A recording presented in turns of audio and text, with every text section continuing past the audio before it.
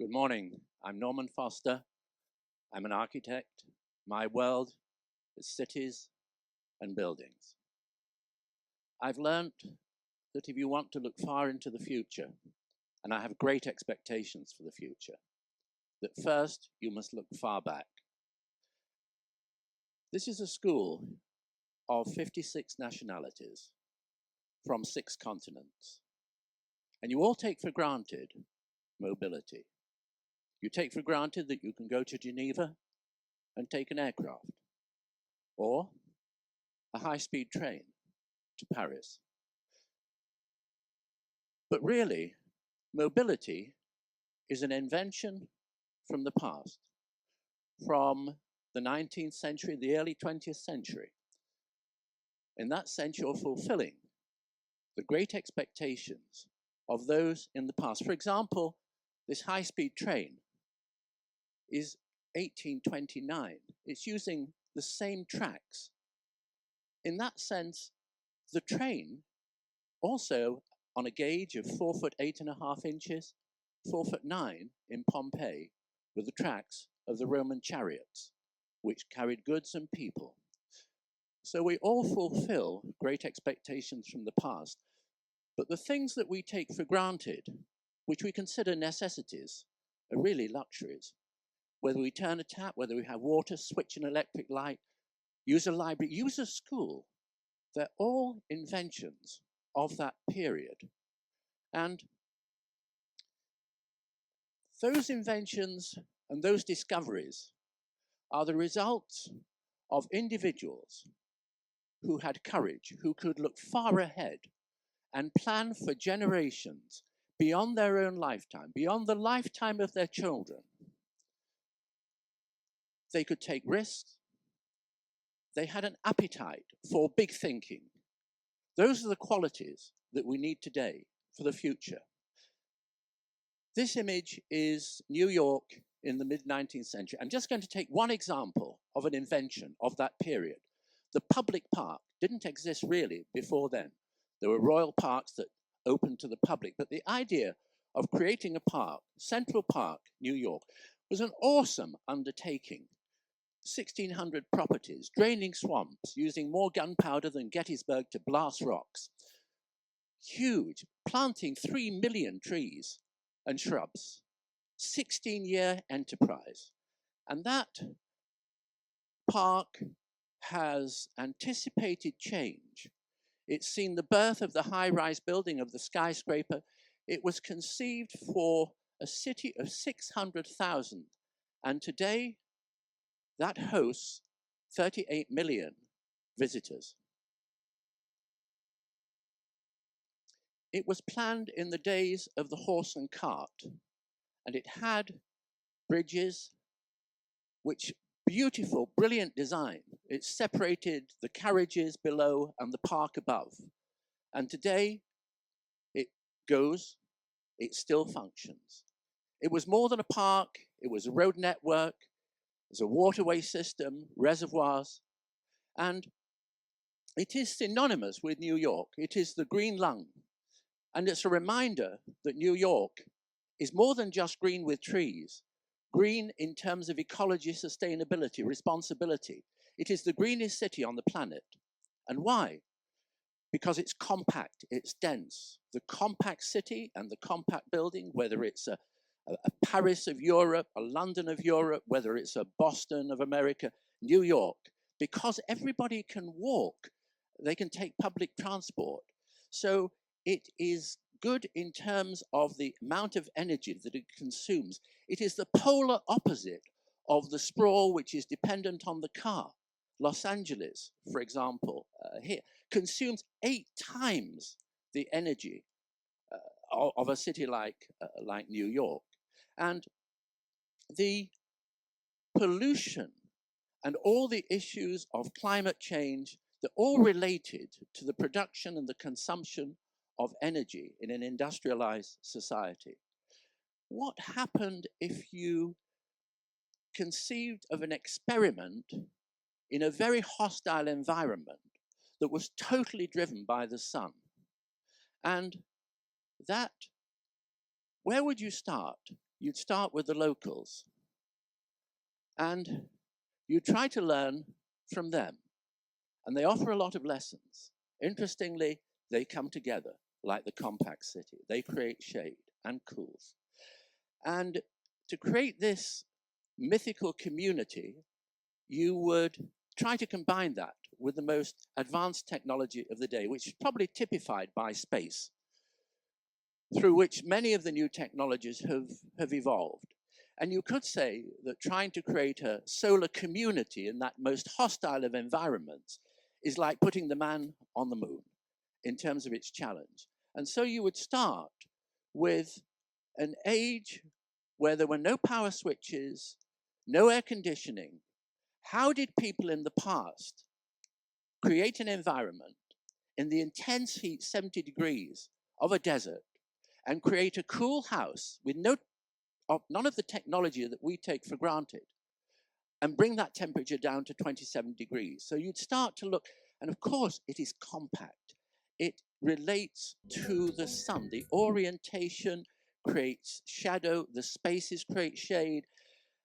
And here we're using the most advanced technology to try to discover why they would build these wind towers. They would reach up to the cool air above the desert, collect the breeze.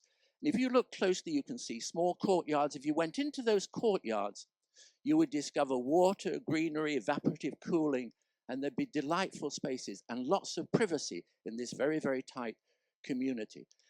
I'm now going to show a very brief film. It's a mixture of some simulations and some real images. It seeks to reinvent the car to create a clean electric car, which is robot-driven. You've probably all been reading about that technology, which Google are advancing. It's very feasible. It separates the car at a lower level. It's active. There are 340 students, teachers, visitors in this community. So it exists. And this is the film, which starts with the electric vehicle. The electric vehicle goes into a charging bay. And then from that lower level, because again, the community is lifted up in the air to catch those breezes. So there's a world below there. You come to the world above it, you move through these spaces, you see the new technology, you see the concrete which is using the desert sand, and you see highly insulating materials which are cool to the touch, which have come out of the feedback from that technology. You just passed a wind tower, which was bringing cool air to a public space. You're going through an information center. You can see the factories. Remember, this institute called Masdar near Abu Dhabi is devoted to research into clean energy. It's a compact, it is literally a walled city, and here you pull away from it. The first two phases have been complete. You take for granted in that film that, like anywhere else, there would be public space. But what about those cities within cities? What about 1/3 of humanity, more than 2 billion people, who do not have those luxuries, do not have the luxury, starting first with public space? In a typical favela or slum, the only public space is a railroad track and the graveyard. There's a little film clip here which shows that reality. It's a thriving market street, or is it? It's actually the train tracks.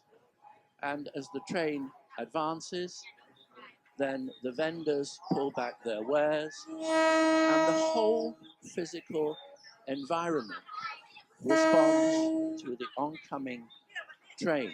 A reminder that this is an affluent community relative to the rural world, where they've been attracted. Everybody is coming to the city because cities are the future. In 2007, more people were living in cities. It was a crossover. So this is a community with great pride, with civic values, and is, in relative terms, prosperous. If we wanted to try to understand a little about that very, very large slice of humanity and the physical place, Let's start with a suburb of Mumbai called Dharavi. It was incidentally the setting for the film Slumdog Millionaire. It is 175 hectares and it's approximately 1 million people. Put that in the context of this school. If we take that footprint and you can see the yellow line, which is the size of the school, 1 million people. And the context is Roll, the nearest town is around 5,000. The nearest city, Geneva, is 194,000. Switzerland alone is 8 million. But this is typical statistic. 40%, 2.5 billion, have no sanitation, and half of those have absolutely no sanitation at all. No bathroom in the sense that we know. 20% more than 1 billion have no clean water. When we take a shower for 5 minutes, we use more water than anybody in one of these communities. And if anybody in this community, in that city, wants to buy water, it costs them 5 to 6 times the cost of a wealthy individual. And 3.5 million people die of water-related diseases a year. And 25% have no power, no electricity. They can't press a switch. So you would assume, as most architects, planners, social reformers, that the answer to this, to improve the quality of life, is to take a bulldozer and start again. And the little yellow circle there shows you the part of that community where they did just that. And they bulldozed it and they created it. These are the only water closets in that community, one for every 1,500 people. They're not used, it's empty because it doesn't work. Why doesn't it work? It works for kids playing cricket. It's the only open space at the bottom. So we went as a small team, two of my partners, Narinda and Chris, and engaged with the local community to find out why and to try and understand that community. And that community processes 80% recycles the waste of Mumbai. It's a $1 billion enterprise, 10% of which is legal, 90% of which is black market, trading between traders. But it needs horizontal spaces.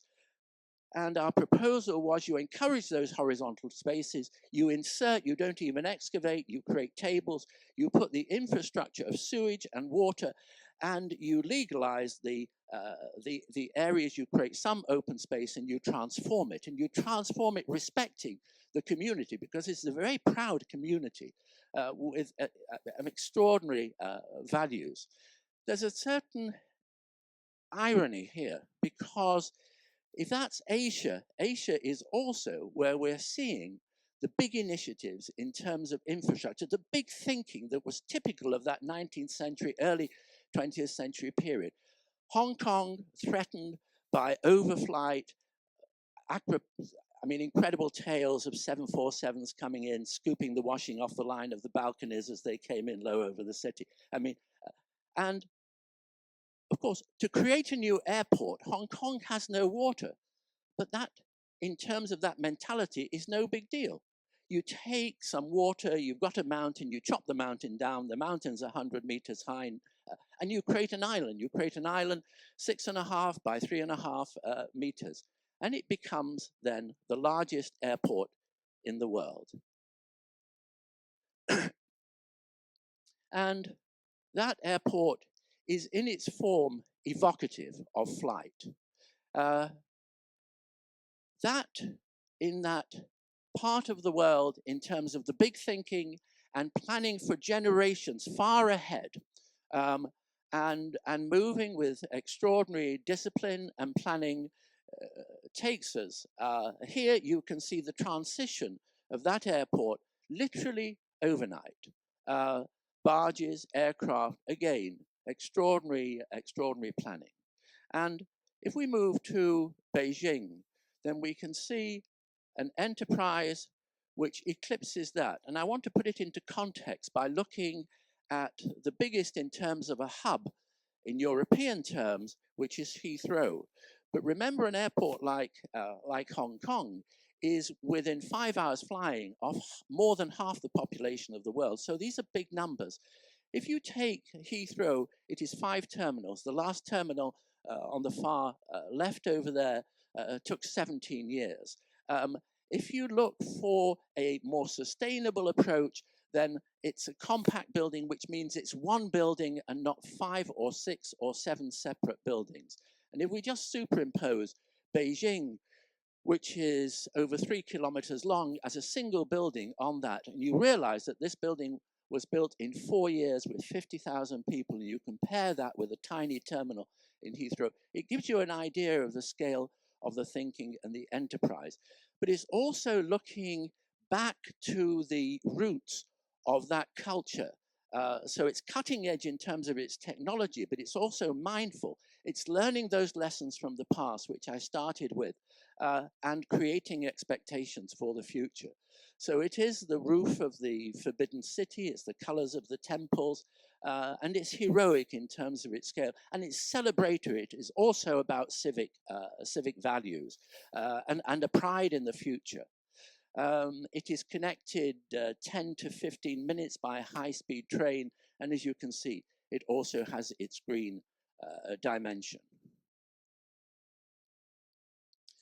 There's an extraordinary alliance between China and California in terms of the digital world, which you could argue is now the second revolution, the communication revolution, which we've been hearing about and which we take for granted in our everyday lives. California, Silicon Valley was originally a fruit orchard, and our work with Apple here is creating, again, the compact building, although it is very, very large, but it's one building instead of a typical campus of 30 or 40 buildings for 16,000 people. And it is being created by a partnership between California and China in the same way that the very products which come out of that are created. We use a lot of models. We communicate this project to the founders of the digital world in analog terms. The special thing about the model that you're seeing here is that it has been made by robots. And here are the robots and the computers that drive them. And the question raises itself, if you can make a model by a robot, could you do a total building by a robot? And we were approached in the most hostile of all environments, the moon. We're approached by the European Space Agency because of our pioneering work. And we partnered with a Dutch enterprise and an Italian enterprise and have created the first example of moon dust, a building material made with moon dust. In actual fact, the closest you can get on our planet to moon dust is volcanic ash. You mix it with glue, you create a material, it's called regolith, and here is how that will happen. You can see, and this can all be remote because you're flying out in space, just balloons which you inflate, and then the robots mix the regolith, which is moon dust, with a glue, and creates the habitation. The habitation, you can see it under construction, you see it here, it's proof against meteorites, solar radiation. It's the first lunar habitation and totally feasible and real. What are my expectations for the future? A future where everybody will be able to turn a tap and press a switch, because the consumption of energy is related to greater life expectancy, lower infant mortality, more freedom, sexual, political enlightenment, and that world will be powered by clean energy. The cars will be green, will be soft, the compact cities will prevail. Those are my expectations, but that will be achieved by future generations. So that those expectations really fall to you, because your generation here and around the world, that will be your challenge. Thank you.